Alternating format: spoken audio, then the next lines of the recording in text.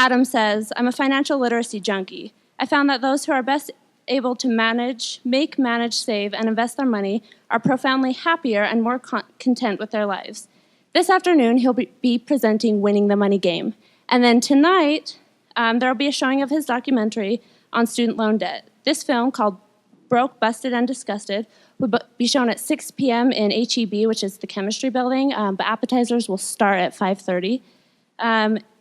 Lastly, we would like to thank the University Federal Credit Union for their generous support of Youth Saves Week. Their support has allowed us to bring in great speakers and provide lunch to this 3-day event. So now let's give a hand to Adam Carroll.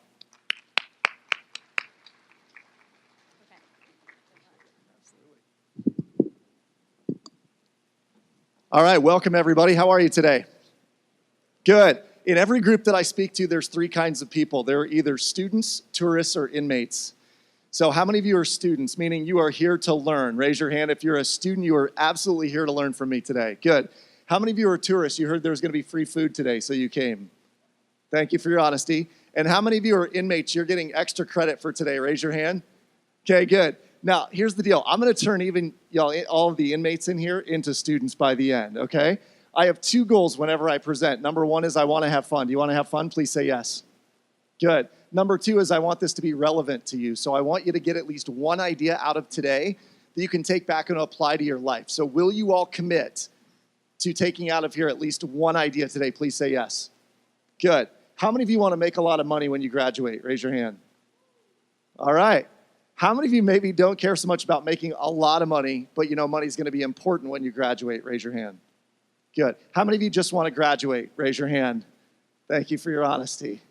I wish you the best of luck and all of that. Now, here's the deal. I have really 2 messages for everyone here today. The first one is short and sweet. It is do what you came here to do. And by here, I mean the University of Utah. What did you come here to do? I heard learn. What else? Shout out some answers here. Who said party under their breath? I saw it. Come on, what is it? Learn. What else? I'll give you a hint. It starts with G and ends in graduate. What is it? Graduate. Not a trick question. The reason is that when you come here and you get your degree, you technically are worth more in the marketplace than you are if you don't, right? So do me a favor and turn to your neighbors and say, I'm going to finish. Do it. Good. You're going to finish. Good. Right on. Okay. So here's the second message. And this one's going to take a little bit longer, but it's all about winning the money game. And I realized when I was in college, there is a game that we all play with money. And at any given point in time in our lives, we're either winning the game or we're losing the game. So how many of you feel like you're winning the game right now? Winning the money game? 2 of you. Awesome. How many of you feel like you're losing the game right now? Raise your hand. Okay. How many of you don't know if you're playing the game yet? Raise your hand. A few more. Good. So I'm going to teach you what I learned in college about the rules to play the game so that you're always winning, even when you're in college. And I have news for you. Right now, in the situation that you're in, you're spending more than you're making, more than likely, which inherently puts you in a position to lose the money game. But there are certain rules that you can play by that will help you win in the long run. That's what I'm going to share with you today. First and foremost, I graduated from the University of Northern Iowa. Go Panthers. Awesome. And when I graduated from UNI, I was a debt statistic. I had several thousand dollars in student loans. I had $8,000 in credit card debt. I was upside down on my car. My dog had just died at home, and my girl had left me at school. So I literally sounded like every Dierks Bentley song ever written. And when I got out, I realized that I had been a rich college kid. Do y'all know rich college kids? Yes or yes? Do y'all know rich college kids? Yes. I was a rich college kid because I was living on borrowed money from student loans and credit cards, etc. And then when I graduated, I became a broke professional because I didn't realize how much I was spending on borrowed money at the time. Lucky for me, I met this woman my senior year in college who gave me some great advice. She said, Adam, get rid of your debt or I'm going to get rid of you. So I married her because that's what you do. And so this girl was the most financially savvy person I'd ever met. She had $4,000 in a savings account her senior year. She had paid for her car. Almost her entire college career had been paid for through scholarships. And on our very first, well, I'll save that story for later. Here's what happened. We got married fairly young. For the first 2 years of our marriage, we did something that most people wouldn't do, and we lived on one income. It happened to be hers because she was my sugar mom at the time.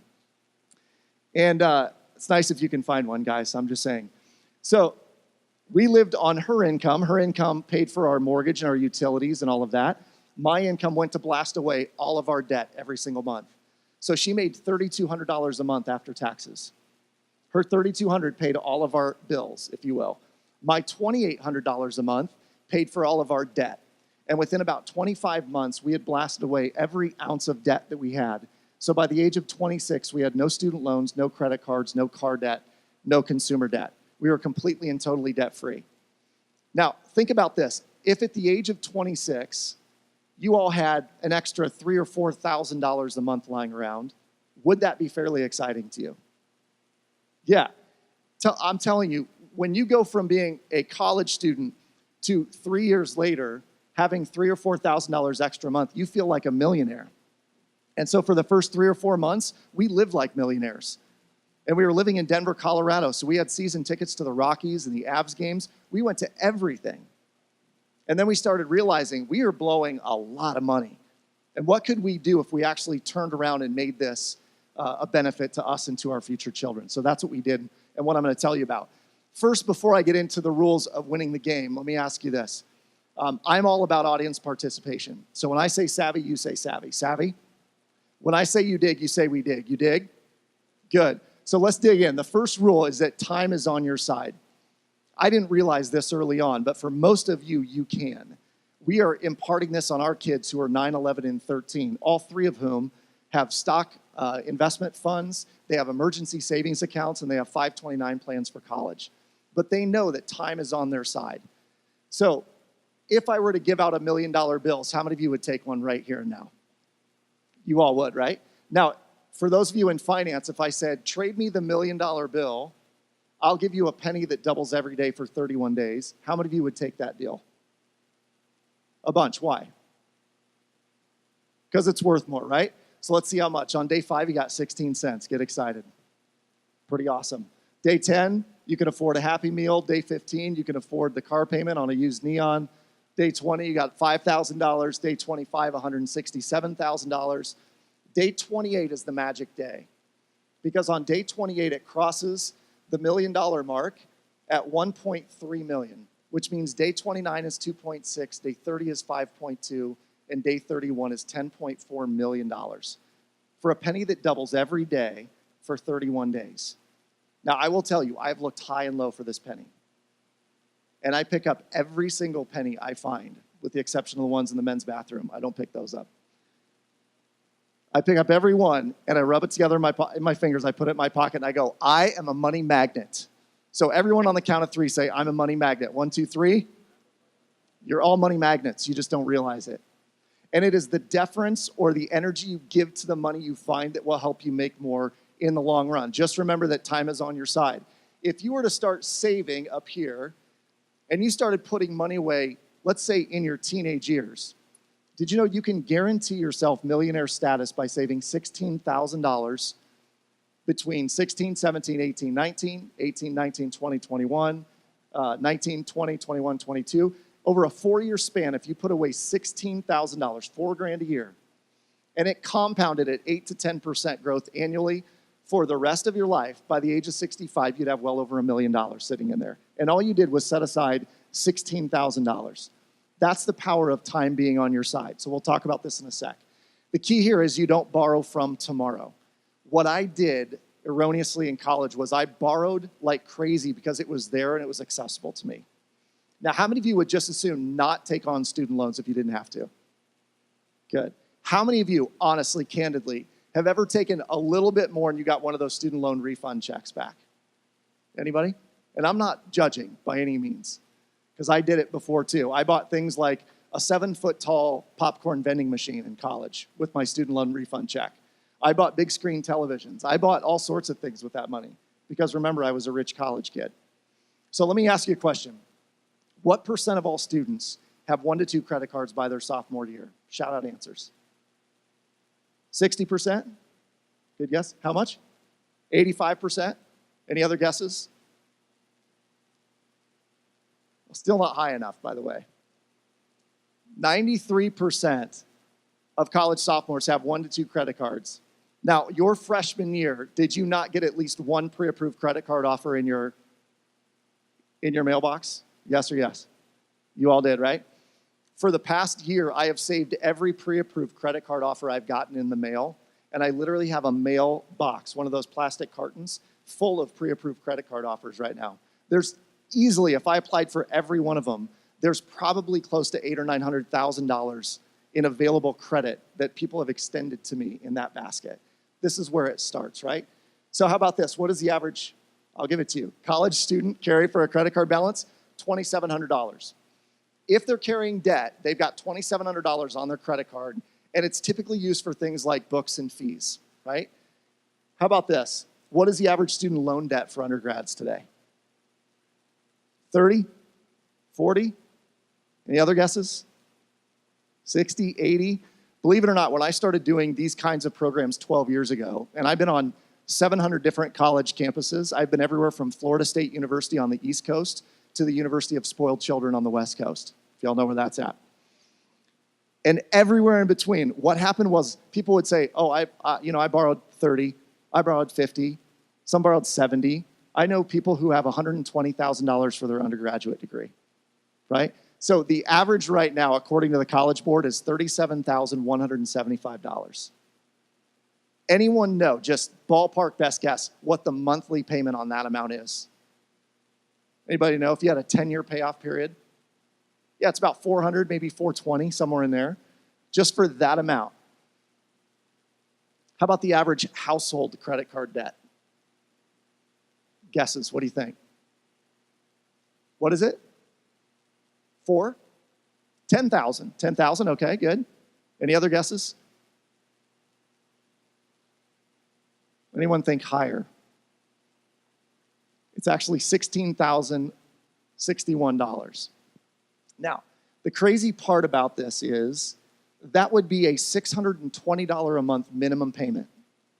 So if someone's sending in their minimum payments on their credit card debt right here, that's $620 plus dollars. Can you buy a really nice car for $620 a month? Yes or yes? Yes. I'm talking luxury. Like a C-Class Mercedes you can lease for $389. This would be twice that almost that you could get. So imagine that. So how many credit cards does the average household carry? 4, 6. Do I hear more? 8? Not even close. It's 14.7 cards. Now, I will tell you, I have 6 in my wallet. I have 3 personal and 3 for business. It's kind of ridiculous that I have even that many. I know that my wife has more than 6 in her purse, but she's got a Kohl's card, and a JCPenney card, and a Target card, and all the other cards that anyone else might carry. Anyone here have a Victoria's Secret card? Typically some guys in the back. Yep, it's all good. For Mother's Day and whatnot. Moms love the pink bag, guys. I'm just saying. 14.7 cards. Now, if the average college student, 93% have 1 to 2 cards, they're carrying $1,200. The average family has $16,000. Where does this process all start? Where does it all start? Starts in college. So here's what I'm saying. The one thing that I learned above all else that I want y'all to remember is one of the rules is if you can eat it, drink it, or wear it, it doesn't go on plastic. So I want you to repeat after me. If I can eat it, drink it, or wear it, it doesn't go on plastic. Good. All together, all at once. If I can eat it, drink it, or wear it, it doesn't go on plastic. Good. When I graduated from UNI, I had $8,000 in credit card debt. Almost all of it was spent at a place called Shag Nasty's. I'm not proud of it, but that's what it was called. It was the darkest, most thumpingest dance club in town. Everybody went, and I was the guy, right, who always paid for everyone to have fun. And that was my problem, was it started there and it built. And so my wife had no fun acquiring the debt and no fun paying it off, if you know what I mean. So here's what we did. We took the word money, created an acronym. I'm going to go through these rules with you today. It's not about how much you make. It's about how much of what you make you keep that will help you win the game. O is ongoing savings. I'm going to teach you how to create an ongoing automatic investment plan right now because time is on your side. N is needs versus wants. It's the idea that we are hypnotized by society and I'm going to influence you, and you won't even know it. It's a cool trick. E is employing your money. I'm going to teach you how to put your money to work for you and show you how I took $350 and turned it into $1,750 in 12 months. You all can do the same. And why is your money choices and their consequences, where I'm going to share with you how you find $500 to $1,000 to $10,000 a semester in extra funds to help you pay for schools. Anyone interested in that? Yes or yes? Good. So what's the average income the first year out of college? What do you think? Best guess. 40? Good guess. 30? 46? 36? Good guess. All of these are kind of in that 30 to 40 range. It really depends on your major. So here's kind of the boilerplate starting salaries of whatever it is you're studying. What I don't want you to do, particularly if you're a junior or senior, is to call home tonight and be like, Mom, I'm changing to chemical engineering. Because they clearly make more than the rest up there. Because the reality is, it doesn't matter how much you make up here. There are a lot of people making $50, $60, $70, $100, $500,000 a year that don't have $5,000 if their life depended on it. It's about how much of what you make you keep that will help you win the game, right? So the average starting salary, according to the Board of Labor, is about $28,800, believe it or not. It has not gone up all that much at all over the past about 7 or 8 years. In fact, in some areas up here even, it's gone down a little bit. So the average starting salaries haven't gone up, they've actually gone down. So I don't want to beat this dead horse anymore, but I need 3 volunteers to help me with this example. Can I get 3 people to come up here with me really quick? There's free stuff involved. Boom, come on up. 2, I need a young lady. There you go, thank you. Give these 3 a round of applause, will you? Come on up on stage, you guys. Good job. All right.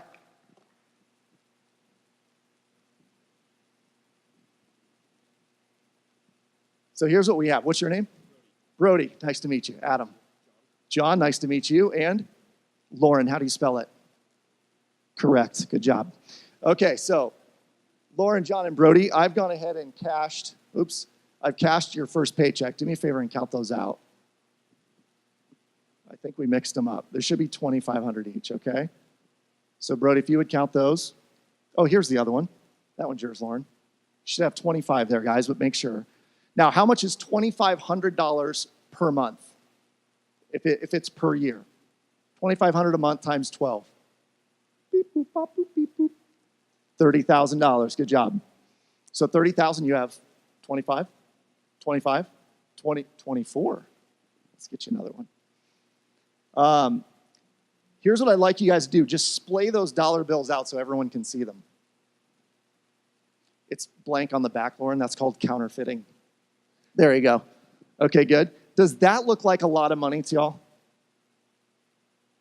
Yes? Does anyone say no? Like if I gave you 25 $100 bills right now, you would wet yourself with excitement. You totally would. So this is a lot of money. When you get your first paycheck, you will feel like Rockefeller because you've not been used to making that kind of money before. And immediately you'll want to go spend it, which is generally what people do. So before you guys get to spend your money, though, who gets their cut first? The government. Good. So I need $600 from each of you. You can assume that about 30% of your paycheck is going to go away right away. Very good. Okay, good. And then within each one of us, we have one of 3 characteristics. We're either a spender, and even Steven, or a saver. So how many of you out there are spenders, love to spend money? Raise your hand, spenders. I know you don't have to. You can look high and proud. It's all good. Spenders. How about even Stevens? You run out of money, but it's cool because you get paid tomorrow. Even Steven? Okay, good. Savers. Where are my savers at? Raise your hand if you're a saver. How many of you savers have a $20 bill like tucked into your cell phone case or your shoe or it's somewhere sneaky in your wallet? That's like your emergency 20. Do you know how much the spenders would love to have an emergency 20? Right? So which are you, Lauren? What would you be? Spender, even Steven, or saver? You're a saver, okay? John, spender. Brody? Are you a saver? I'm gonna have you and John switch places, so you are now my even Steven. John's gonna be my spender. Cool? Okay, good. John, what's your major? Business management. Where do you want to live after you graduate? Wherever will take me. Okay, good. I hear the rent is very reasonable there. All right, so here's what happens. You're going to have an apartment, John. It's $600. So it's not the nicest of places, but you've splurged a little bit. Maybe you have one or two roommates, okay? Good. Brody, where do you want to live after graduation? Probably like nice house somewhere in the Utah area. A nice house in the Utah area. Again, pretty general, but okay. So you're going to have a few roommates, I'm guessing, right? But $400 is your rent payment. You're going to get by pretty cheap. How much is Lauren's rent, everybody? 0. Why? She is rocking it at home with mom and dad, isn't she? Yes. Now, hear me out. I know it's not super cool, right? But I did it. I didn't live with your parents. I lived with my parents, but it wasn't super cool at the time. You don't have to do this forever. You're going to do it for about 6 to 8 months, okay? And if you do it for 8 months, how much have you saved over John, who's spending $600 a month? 600 times 8 months. $4,800, right? $4,800 would be enough to put a down payment on a duplex somewhere, right? And you're going to live in one side and rent out the other side to a couple of randoms from Craigslist. Sounds pretty safe, doesn't it? It actually is. And now those two people are going to help pay your rent along with your roommate on your side, so you're still at 0 for rent, okay? Now, John, what do you want to be driving wherever you end up living? A Mazda CX-5. All right, dude, super cool. Your car is $400 a month. Good. Brody, what are you driving? Probably a used Subaru. Yep. Your car payment is $300 a month. How much is Lauren's car payment? Why? She's rollerblading to work every day? No. No, because you're driving the same hoopty your parents gave you when you were 16 or 18 or whenever, right? And you're going to drive it just for a little bit longer until you save up enough to put a down payment on a really nice car, okay? Now, everyone who drives a car has to pay what? Insurance. So I need $100 from each of you for insurance. Good. Do me a favor, count how many hundos you have left. How much do you have? 800. Oh, my. 1,100. Lauren's still working. 1,900. Good. All right, so we have 8, 11, 1,900. Now, we have credit card, student loan, food, and miscellaneous left. Now, John and I would have had a ton of fun together at Shag Nasty's because our plastic would have been blazing the whole time. So your minimum payment on your credit card is $200 a month. 200. Brody, you tried to hang with John for a couple months, realized you couldn't do it. You have a $100 credit card payment. And Lauren, your hoopty needed new brakes, so you had to fix the brakes, went on credit card. You're paying that off $100 a month at a time. Good. Now we have student loans. Now, what should student loans be used for? Not a trick question. School, yeah. Tuition, room and board, books and fees, mainly. But John decided that he was going to go on some epic spring break trips. So freshman year, where did you go? Cancun. Cancun, exactly. Sophomore year, where'd you go? Caribbean. Caribbean, yes. Junior year, 21. Alaskan cruise. Oh, Alaskan cruise. I hear that's the rage. It's all the rage among college students these days. And senior year, where'd you go? To Europe. To Europe, very good. Shoot the moon. So you went on these trips and you had an amazing time. They can never take away your memories or your tattoos from these trips, right? So I need $300 a month from you for the next 23 years. That's about, on average, how long it's taking most students to pay that off, okay? If they're paying the minimum payment. Now, Brody, you went on the Cancun trip, and then we're like, I'm out, Holmes.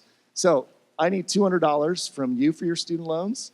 And Lauren, yours is $200, but you're on the 6 to 7 year plan, paying it off rapidly, okay? Now we have food and miscellaneous. How many of you think $200 for food is low? It's extremely low. You can barely eat on the dollar menu for $200 a month. So I need 200 from you, 200 from Brody, 200 from Lauren. Very good. And last but not least is miscellaneous, which includes what? What's miscellaneous in your budget? Your boat? Is that what you said? Your boat payment. Yes, let's go with that. Your bills. Yeah, bills like what? Your cell phone, cable. If you have a dog or a cat, you have to pay for vet bills, right? It's about getting your hair done, your nails did, all those good things. So yours is $600 a month. You have how much? $100. You have any plastic on you? Okay, give me theirs. Do you? Yeah, here, I'll take it. Oh, nice. Dude, look at that. Are you saving miles for your Alaskan trip? That's awesome. Did you see how easy it was that he gave me this card, by the way? So here's what happens. If you don't have the cash, it goes where? On credit card, or you make one phone call to who? Made plenty of those in my day, right? And after a while, my dad was like, any dime you get from me, it's a loan. And that was at the age of 20. I came home, I said, Dad, can I get 40 bucks to go out? He goes, 40 bucks, what do you need 30 bucks for? I'm not gonna give you 20 bucks, here's $10. And then he said, any dime you get from me from here on out, consider it a loan, right? So it goes on plastic. Brody, I need 600 from you, leaving you with 0, but it's cool, you get paid tomorrow. So no worries, 600, Lauren leaves you with how much? $800. So here's the deal, negative 500 on plastic, 0, positive 800 at the end of the month. Who wants to date Lauren right now? John, raise your hand. Sugar mama, that's sugar mama. Are you really? Nice job. All right, good. Good work out of you. And enjoy Alaska when you go. That's gonna be a blast. You can tell she's super thrilled about the trip. All right, so here's what happens. Positive 800, negative 500, driving a really nice car, living in probably a nicer place than what Lauren did. But she made a really important choice, and that was for the first couple years, she was gonna live on less so that she could make more, so she could either pay off her debt and get on her feet financially. You dig? We dig. Good. Give these 3 a round of applause. I'm gonna give that back before you guys. So I want to give you guys a copy of the latest book, The Money Savvy Student. You'll like that book a lot. Yes, absolutely. Thank you guys for coming up. I appreciate it. Yeah, good job. All right. So let me tell you real quick where I was.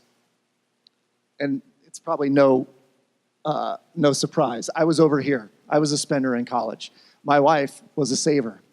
On our very first date that I took her out on, I said, where do you want to go? She goes, Applebee's. And I thought, well, it's kind of a weird first date, but okay. So we go to Applebee's, and the check came, and like a gentleman, I grabbed it, offered to pay. And she goes, oh, here, let me help. And she starts digging in her purse, and she pulled out a buy one, get one coupon.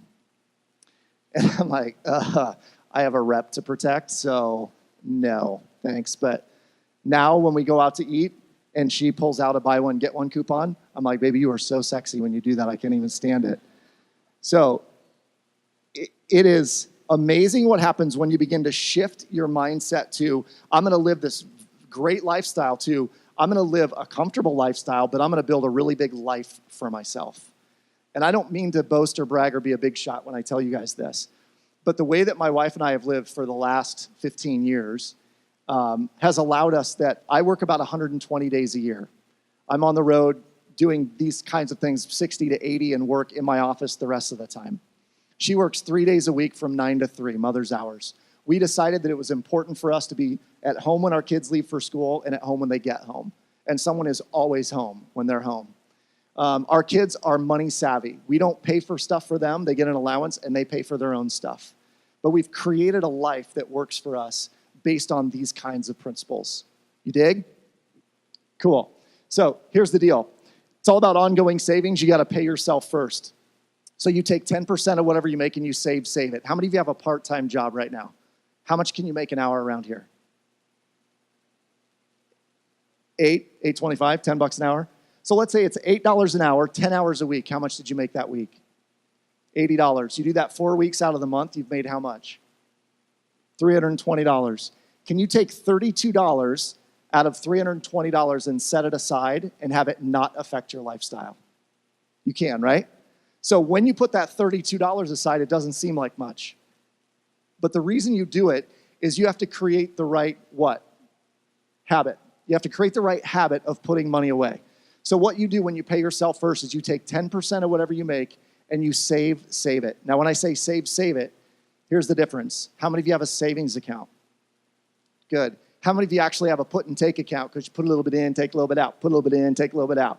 That's a put and take account. I want you to create a save account where it goes in and it doesn't come back out again unless you absolutely need it.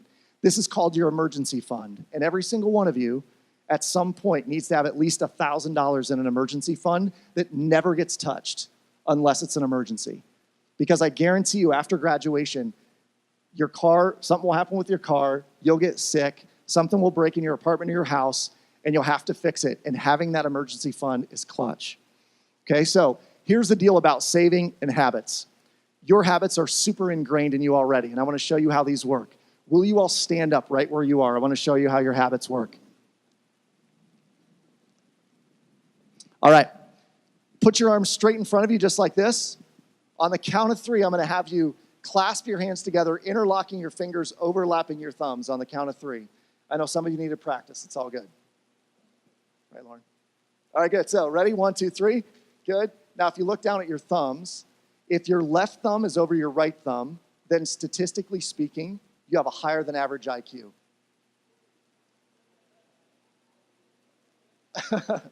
There are some high fives over here, like those guys were surprised. All right, now, if your right thumb is over your left thumb, then statistically speaking, you are undeniably attractive. See how that works? Okay, good. Now, do me a favor, shake it out. Let go of your hand, shake it out. On the count of 3, do it again. 1, 2, 3. Did anyone change thumbs?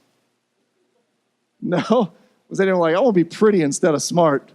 I'm tired of being smart. It's time to be pretty. No, you didn't because you did what? What is it? When you clasp your hands, it's called a habit. It's a habit. You've done it the same way almost your entire life. If you want to change it, move your pinky up 1. Does it change where your thumb falls? Yes. Does it feel weird? Yes, absolutely. But if you did it 66 times in a row, science tells us that it'll become more normal and natural for you to do that on a regular basis. Now, let me show you another one. Fold your arms, cross your arms the way you would normally cross your arms. And if you look around, some of you are right over left, some are left over right. Some of you have one hand out, one hand in. Some of you have both hands out. Some of you grew up in cold households, you're double tuckers. Like your fingers were always cold growing up, right? It's just habit, right? So on the count of 3, here's what I want you to do. The exact opposite. 1, 2, 3.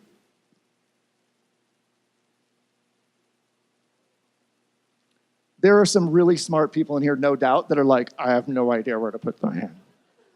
Just put it right here, right? Because it's a what? Habit. It's a habit. You've done it the same way almost your entire life. Do you have money habits, yes or yes? Yes. Largely good or largely bad? What do you think? Ah, interesting. Here's the deal. I want to bring money to the conscious level because money is a very unconscious thing. In today's day and age, what happens is we've made money abstract. Any of you been to Disney World in the last several years? Did you get a magic band? Anybody get a magic band? So a magic band's a wearable device like a watch. At Disney, it functions as your room key, your park pass, fast pass, and your wallet and ID. So if you want to buy something in Disney, you just pull out those Mickey ears and swipe your magic band, and it automatically goes on your account. That is an abstraction of money.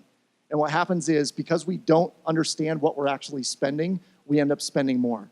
Okay? Do me a favor, high elbow the people around you and say your habits are showing. There you go. Have a seat. Very good. So the goal here, the reason that I say you have to pay yourself first and put 10% of everything you make away in a save account, it's easy to put $32 away out of $320, yes? Do you think it'll be as easy to put $320 away out of $3,200 a month? That is why we start the habit right now, because when you get to work and you automatically have set up 10% of whatever you make goes into this save account, it becomes much easier. Then you start an automatic investment plan. When I was in college, I invested in a company called Share Builder, which allowed me to invest in stocks. But I could buy fractional shares of companies, so I could buy 1/2 of 1 share of a stock. And at the time, I was buying a stock that I particularly enjoyed. And let me ask you a seemingly unrelated question. How many of you love Q-tips? Does anyone here love Q-tips? Do you love them? Yeah, like twice a day at least? Clean your ears? Yeah. That's not abnormal in my world. So I love Q-tips. And for those of you who don't get it, this is the single greatest invention known to man next to the iPod. Because when you're using a Q-tip, there is a little button in the inner side of in your inner ear that when you hit it, it's like the greatest pleasure sensor ever, and you hit it and you're like, what is that? Right? And then you're like, there's another side. This is awesome. Who makes Q-tips?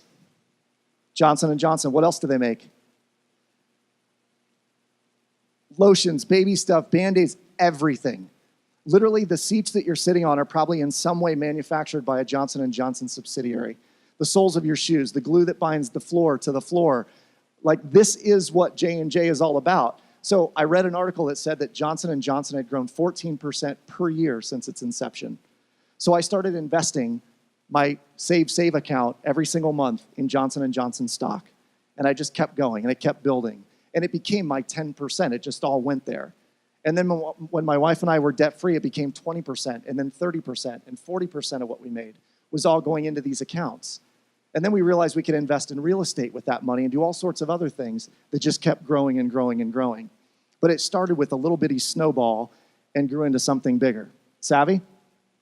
Good. So the reason we do it, compound interest is the eighth wonder of the world. Says the smartest human being to have ever walked the face of the earth. What does it take for compound interest to work? Two things. Time and money. That's it. So here's how you get around this. We have needs and wants today. And I think the problem for most college students, particularly when I was in school, was that I tended to needify my wants. So how many of you, when iPhone 7 came out, did you hear a friend say, I really need to get that iPhone 7?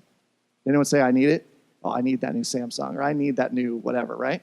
You are needifying your wants at that point. Realistically, we have needs. Tuition and fees, books, food, housing, transportation, clothing. Cell phones, need or want. What do you think? I heard a little bit of both. I believe they're a need, right? Having a cell phone today is pretty much a need for safety, for convenience, all of that. iPhone 7 Plus, need or want? Want, right? If we understand the difference, then it's important. But here's the deal. You are influenced by society to spend money every single day. It's a multi-billion-dollar industry to get you to spend money when you normally wouldn't. And you may go, I'm not that easily influenced. But let me share with you how easily you actually are influenced. So do me a favor, sit up straight, take a big deep breath in. Good, and repeat after me. Pots, pots, pots, pots, pots, pots.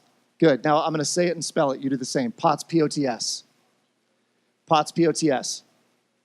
Pots, P-O-T-S. Pots, P-O-T-S. Pots, P-O-T-S. What do you do at a green light? Oh, interesting, some of you got it.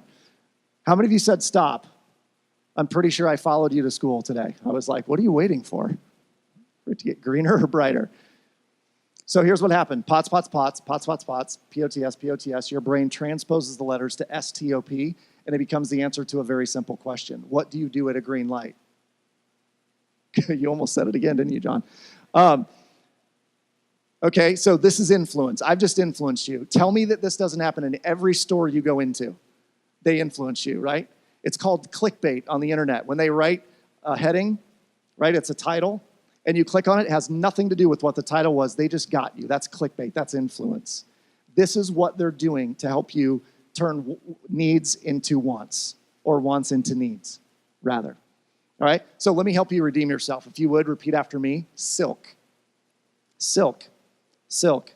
Silk. Silk. Silk. Good, I'm going to say it and spell it. You do the same. Silk, S-I-L-K.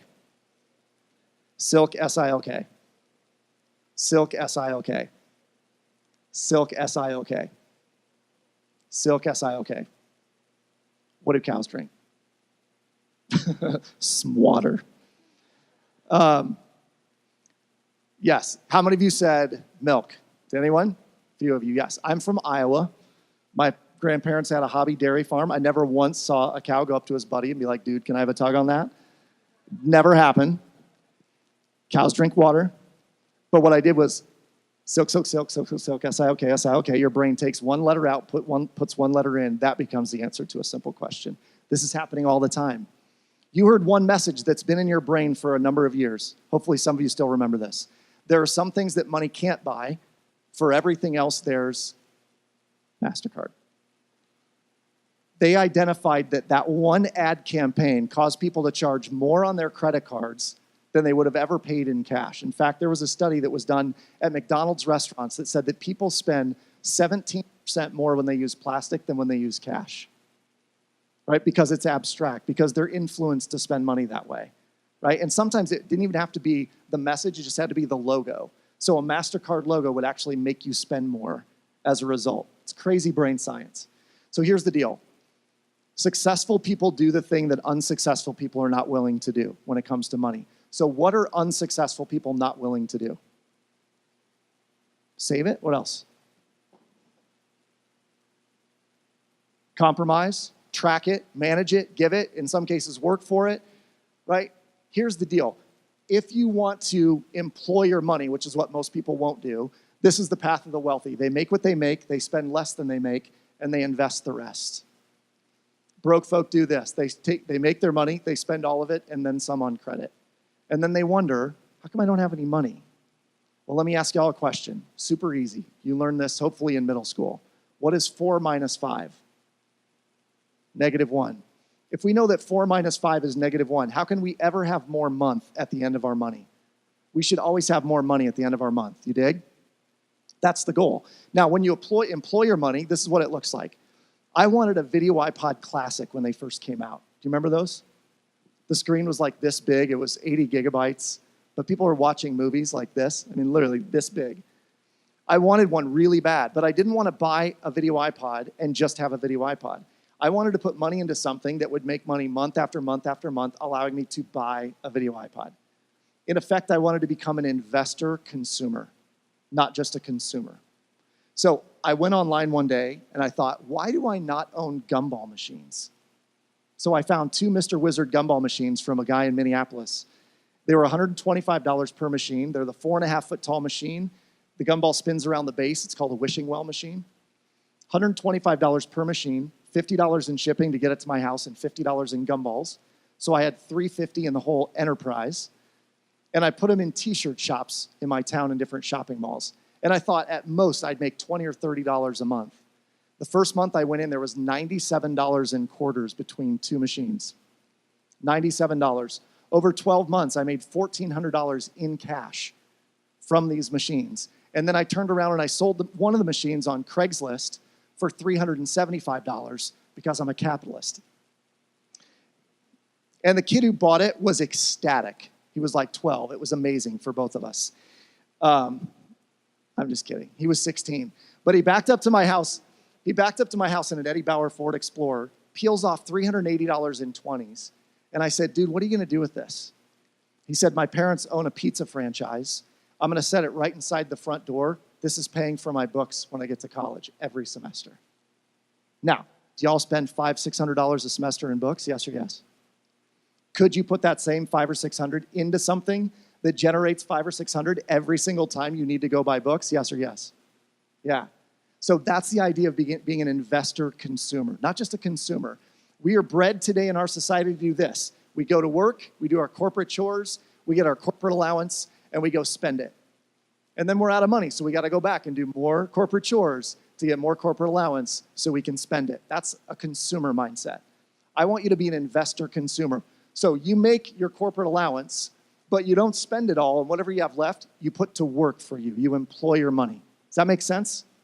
Yes. And there's a number of different ways. So using this logic, which is a better investment? A new car or a new lawnmower?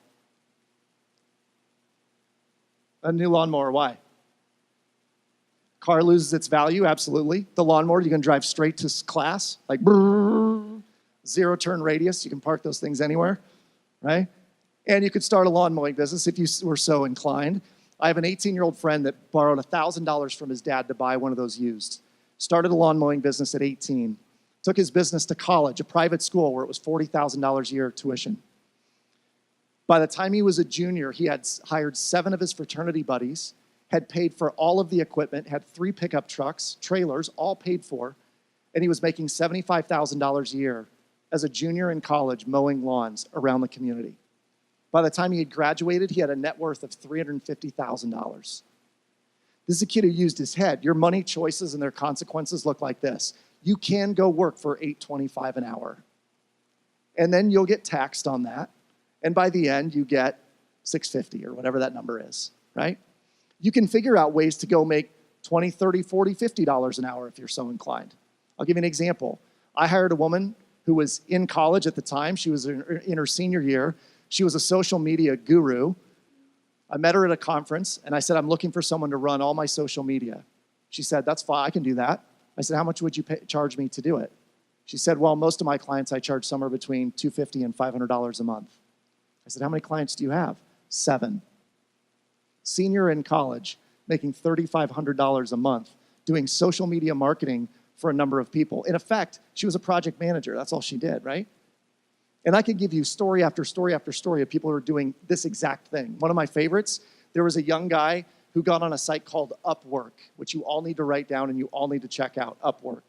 You can hire people from all over the world on Upwork to do whatever you want. Research, writing, graphic design, web design, development, doesn't matter. You can hire them from Romania, the Ukraine, the Philippines, here in the US, doesn't matter. This guy hired a researcher to go out and find all of the turkey and stuffing recipes that weren't copywritten on the internet. And then they compiled all of those turkey and stuffing recipes into an ebook, and they published it on the Amazon both Create Space platform and on the Kindle desktop publishing platform. He sold 20,000 copies of the Ultimate Turkey and Stuffing Guide book 2 years ago at Thanksgiving, 20,000 copies for $3.99 a piece. He makes 70% commission on the sales. This guy in one project made $56,000 on a book on Amazon. Your money choices and their consequences also goes to how do you leverage this, your greatest asset, what you're here for. It's not just what you're learning in your classes, it's also how you apply it. And I was talking to Tyler. Yes, Tyler beforehand. And he was talking about his job for a marketing firm. And I said, you know, the best advice I ever got was take a job for what you can learn, not for what you can earn. And then apply that learning to your career so that it continually makes you more and more and more valuable. That's the key, right? Take a job for what you can learn, not for what you can earn. And make sure that your money choices are sound. Here's the other thing I want you to do. How many of you have applied for and received scholarships? Raise your hand. How many of you applied for but didn't receive any? Because that happens, okay? I want you to keep trying. And here's the reason why. Billions, and I don't know that it's 8 billion. This was a factor that was thrown out a long time ago. But billions of dollars goes unclaimed in scholarships every year. And the ones that are closest to you are your local community civic groups. Kiwanis, Rotary, Lions Club, Optimist Club, Knights of Columbus, local credit unions, local banks. They're giving away $500 to $1,000 every single semester. And 9 times out of 10, their awards have 5 people that apply for them. So you literally have a 1 in 5 chance of winning some of these awards. But why do students not apply for them? Why do you think? What is it? Yeah, there's a catch, maybe. What else? Not qualified? Yeah, no, I don't qualify for this. No time. Lazy, don't know. There's a whole number of different reasons, right? I did 400 hours of research into this topic, and I boiled it all down into 4 videos. It's all available online for all of you for free. It's at scholarshipmastery.com. And if all you did was follow the first video on scholarshipmastery.com, follow that one video, I will virtually guarantee you'll get somewhere between $500 and $2,000 for next semester. And in fact, I did so much research into it that I found out that you can start the scholarship process in 3rd grade. So I started having my kids in 3rd grade applying for scholarships. My daughter, who's now in 8th grade, has applied for no less than 9 scholarships. And the reason I do it, not because I think they're going to win them all, I want them to get so good at writing the essay, but by the time they're a junior or senior, they nail every single one of them, right? That's the key. But it's about using this in the right way. So let me give you some key takeaways. And then I want to let you know, I'll be here. I'll answer any questions you want for as long as you want. Key takeaway number 1, if you can eat it, drink it, or wear it, it what? Doesn't go on plastic. Now, I will tell you this. There are 2 more speakers this week. Tomorrow, the keynote address is Millionaire by 30, and I'll tell you, the guy who's speaking, Doug Andrew, is brilliant. His son is coming to also speak with him, also brilliant. They're talking about, and they are against credit card debt in a big, big way.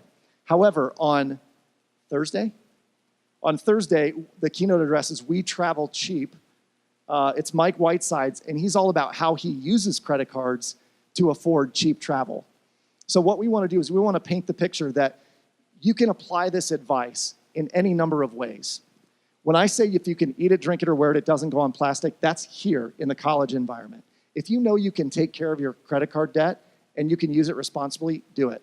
But I've seen far too many students graduate with a massive amount of debt for stuff that they wanted, not that they needed. You dig?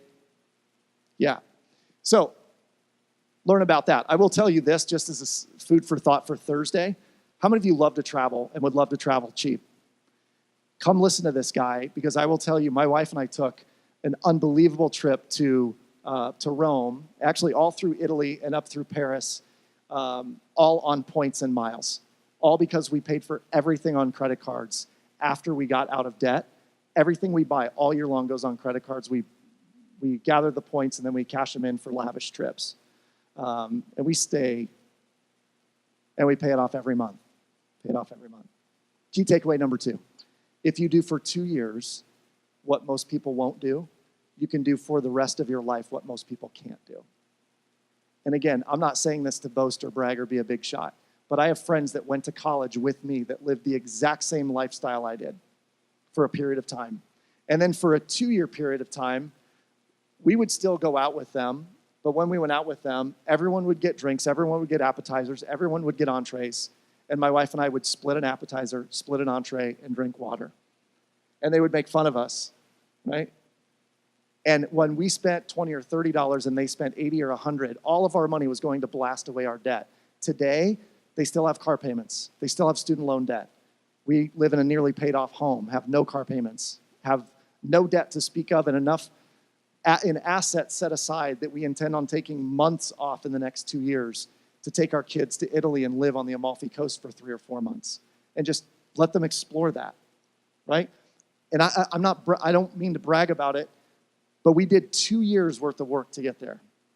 That's it. And then once we lived that life, it was very easy to do, which leads me to my third takeaway. I want you to build a bigger life, not a bigger lifestyle. And here's what I mean by that. At some point in your life, you have to live like a broke college kid. You have to. So you'll either do it when you're in college or you'll do it when you're a professional. And I maintain that if you want to build a bigger life, it means that you live on the cheap for a while until maybe you get out of school, help start paying down that debt, have some money set aside, and are financially on your feet in your mid-20s. At that point, you can have everything you want in life. And that's my message. You can have everything you've ever wanted in life. Everything. You just can't have it at 22. And if you're willing to have a little bit of delayed gratification and do the right things, you can go as far as you want on whatever amount of money you make. It doesn't matter. Okay? So here's what I'd like to throw out to you guys. I have a website. It's called moneysavvy.com. If you join a newsletter there, we send out free stuff all the time. We have freebies in resources, in budgets. I send out chapters of my book for you to read. We do audio interviews. We do all sorts of stuff. If you like this and you want to do more of it, this is where you plug in. The reason I do what I do before my computer dies is these 3. So I think you have to have a why. You have to understand what your why is. And typically what I do at programs is we sell books afterwards, but I have this long tour, so I'm not able to do it today. All the money that we make off of book sales goes to my kids' college fund. So when we typically sell them, I say, don't do it for me, do it for my children, because this one's totally going to need it in the middle. If you see him, look at his face. The other 2, I'm not worried about at all, but the one in the middle, I'm seriously concerned about him. I'm just kidding. He's awesome. Here's the deal. I want you all, 5 years from now, I would love it, beyond love it, for me to be walking down the street in Salt Lake City and you to stop me and go, hey, I remember you were the guy from the thing, right? And because of you, I bought gumball machines and I invested in stock and I lived on less and I paid off my debt. And now I get to go do whatever I want, whenever I want, because I'm financially free and I won the money game. Did you all have fun? Please say yes. Good. Did you find one thing that was relevant in this? Please say yes. Good. I want to hear from 3 people. What are you taking away? Raise your hand. Tell me what you're going to take away. Yes. Investor consumer. Hang on. What's your name, dude? What is it? Griffin. Come up here, will you?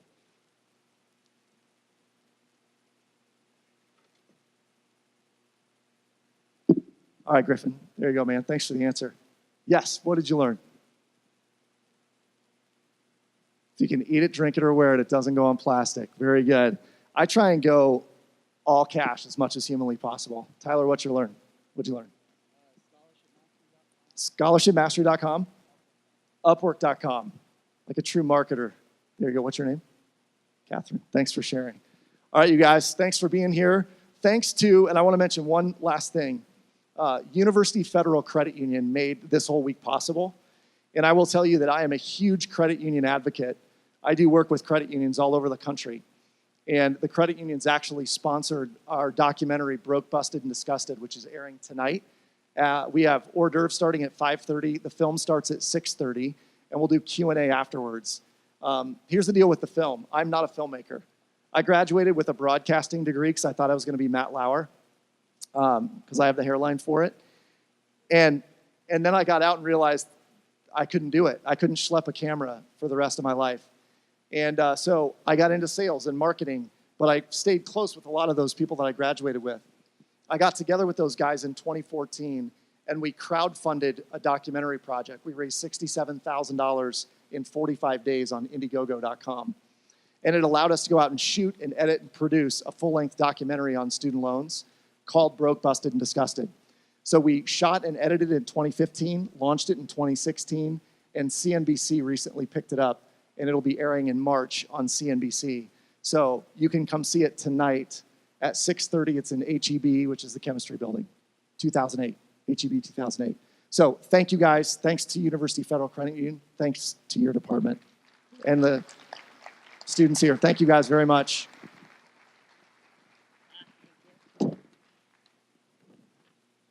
Okay, thank you, Adam. I think we now all have a lot to think about, and we have a couple of gifts for you. So let's give him another round of applause.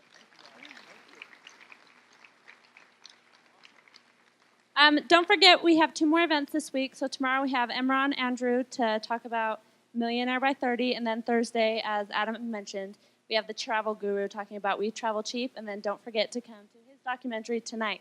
So thanks for coming.